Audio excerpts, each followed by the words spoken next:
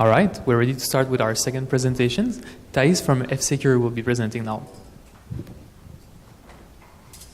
So good morning. I hope you are not so jet-lagged as I am. I've been talking about logic and SMT solvers for a while now, like the last whole year.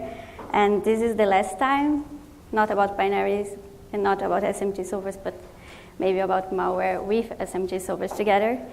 So I'm pretty nervous. Because this research was mostly done also in my free time. So it's a hobby project. You should not have high expectations on that. During the day, I'm looking at binaries at F-Secure since around a year now.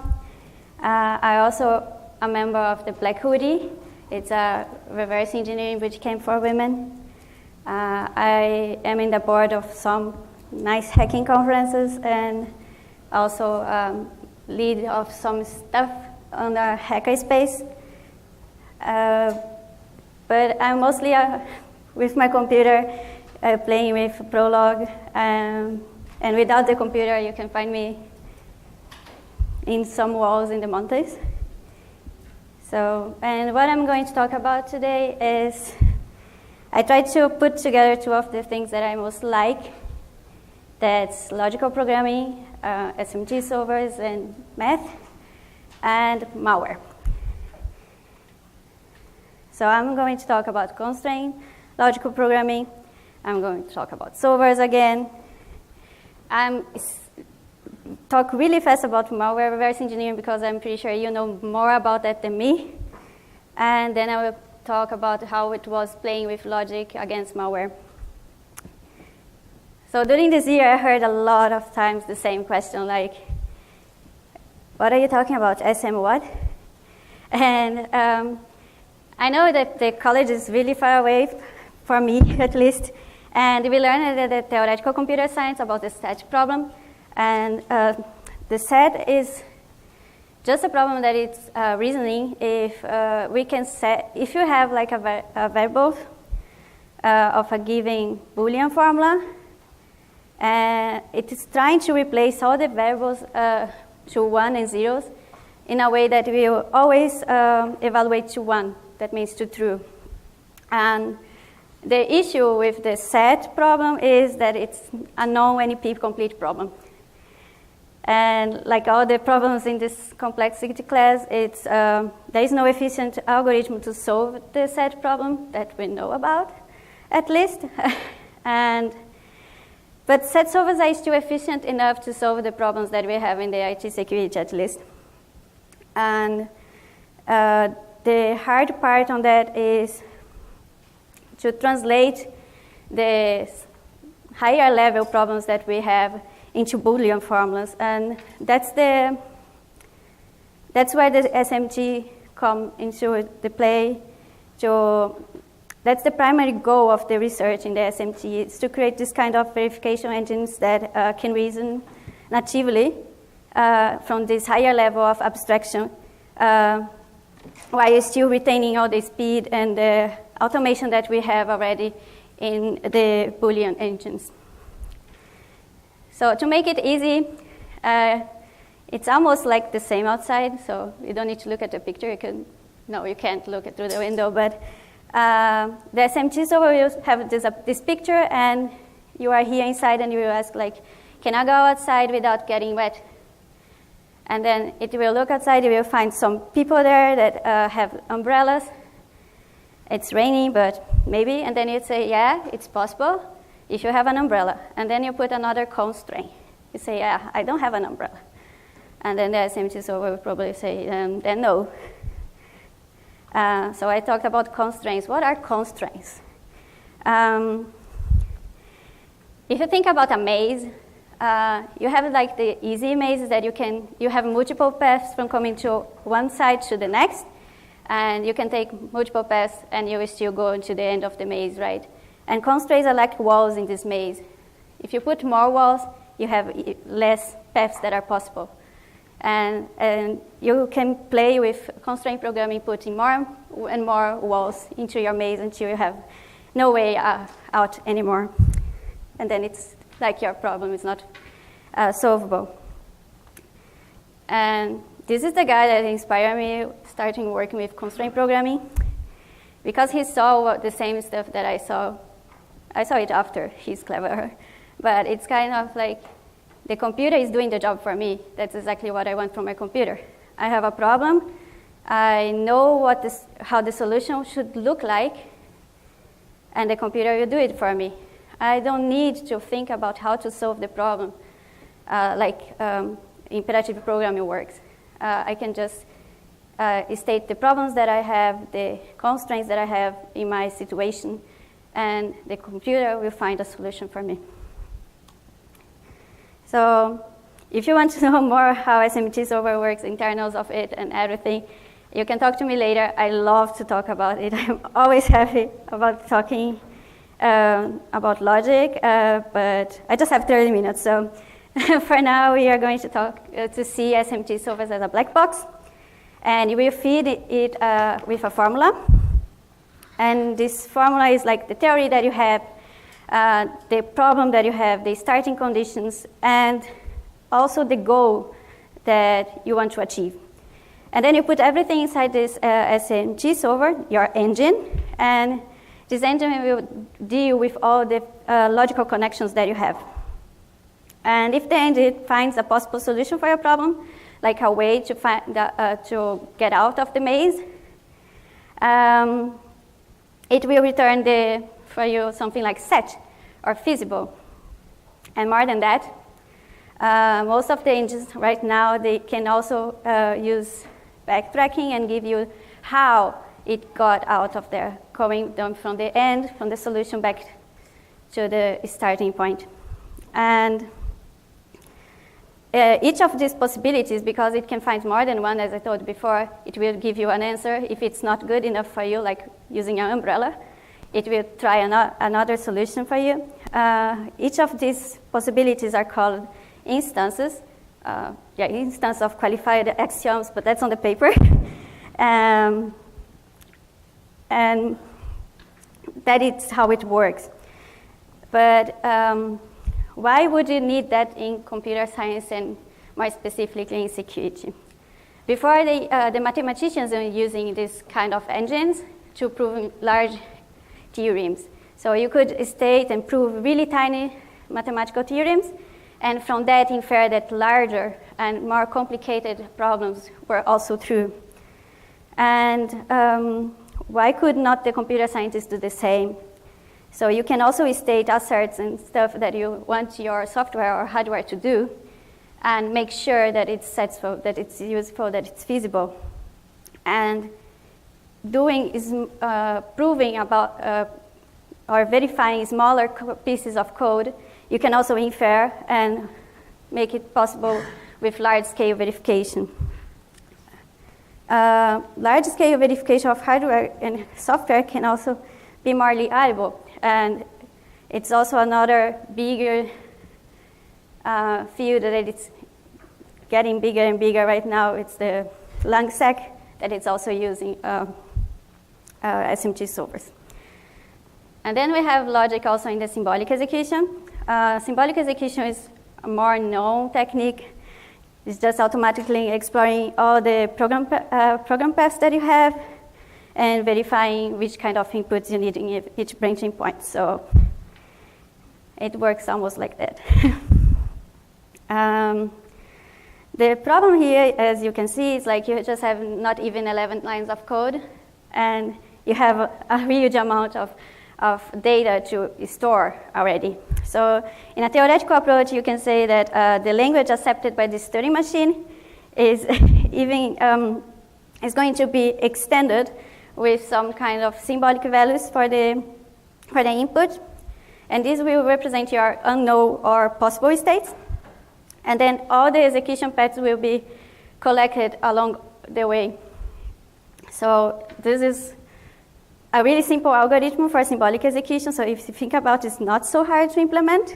But as you could see before, it's also in the exponential complexity class, so it's going to increase like crazy. And a symbolic execution algorithm is forking every branching point. When you are implementing it, you should try to implement already the check with the SMT solvers in the branching point, so you can limit the breadth of your control flow graph. When you are talking about the control flow graph that you are trying to generate here, we should also remember that the precision of this graph and the performance of your analysis are codependent, and they are also relying on the options that you are using to generate this graph. If you want a high context sensitivity, of course, you are going to be able to do cross-referencing and check all the parameters involved and everything, but that also means that increasing the context sensitivity will result in a greater number of clones of your nodes on your graph. So it's important to keep in mind that symbols are now also arguments for your program, and that you are storing not just visible paths, but any of it. And that not just the program state right now is in your debugger, but you have all the possible program states stored in your memory. Another problem in the symbolic execution is that symbolic values are also used in the memory allocations. And all the path conditions are also going to be stored somewhere in your memory. Now that we know all the problems, I'm going to talk really quickly about the applications in the IT security. To think really simple, you just need a model. And the model that I try to use, it's really naive. It's like, my program is safe if nothing bad happens. Easy, right? So this way you can just infer that if you have a model and you have a state that it's like something bad happens, and then you have this state property and you check all the reachable points that you have in your code, and you just made an intersection. If your intersection is like an empty set, you are good to go. But I will show some applications in the real world. You have the bug hunting. People are using it for fuzzing, for code verification, as I told before, and for binary analysis. Some other people are also using for exploitation. So you can also write POCs and work with automated exploit generation and automated payload generation with it. And today I'm going to talk about malware analysis. The first one is obfuscation, because I will tell you later. But compiler optimizations are also inside already programming it too, and also some crypto analysis. Binary obfuscation is what makes me fall totally in love with malware. Malware is so interesting, and just because it's like the techniques that you see in the malware is the same things that you have in the real world. The only difference is what is inside the obfuscated code. Because even in the AV, if you think about the malware is obfuscated, we think it's really bad. But then our signatures are also obfuscated somewhere in the code, because you don't want that people can read it, right? So you always have these two sides, and almost everything that you find in malware can also be used for good. And how malware obfuscation works, I guess I don't need to talk about that, because you know better than me. But I'm going to talk about this part that it's easier to show. The easiest way to obfuscate malware is creating garbage code. So you just have some complex while or go through code that's never going to be executed, but who cares? When you're doing static analysis, you have this huge amount of code, and then you open it in IDE and you are shocked and think, shit, there goes my weekend. But no. Other people are also using more than that. Also, like storing some part of the code that if you don't have like trained eyes to see, okay, this is something. Sometimes you just don't get it readable, but it's there. Yeah, I know. And also, sometimes malware writers go a bit further and write their own packers. Using SMT solver, and that's the last achievement that I have, it's also possible to unpack the code without needing to actually run it. So you don't need to debug the code to unpack it anymore. So you avoid all the cases when you don't want to run the malicious code in your production because you are afraid of running malware, right? This is just possible because the SMT solvers, as I told before, is giving you instances of possible unpacked codes. So yeah, I'm really saying to you it's possible to static generic unpacking all the code that you have. So the implementation that I have right now is I have the control flow implementation. I'm just doing a scan looking for conditional jumps where I have two operands to compare. The location one and where I'm going to jump. So the SMT solver is reasoning about the conditional one with the comparison one, and then checks if I need to move the instruction pointer or not, and if it's possible that I'm never going to take one of these options. And if one of the conditions is impossible to meet, it doesn't matter if it's the true one or the false one, the solver will just remove the whole path is starting from the benching point, so it will delete all the code that I don't need to analyze anyway. The data flow is pretty simple. I never needed more than that. I'm actually implementing it on the flow. So every time when my code finds something that is not implemented, it will say, hey, I need this instruction, then I implemented it. And the API calls, I'm just using the standard return values from MSTN. And I'm changing it also on the go because it's just scripting, right?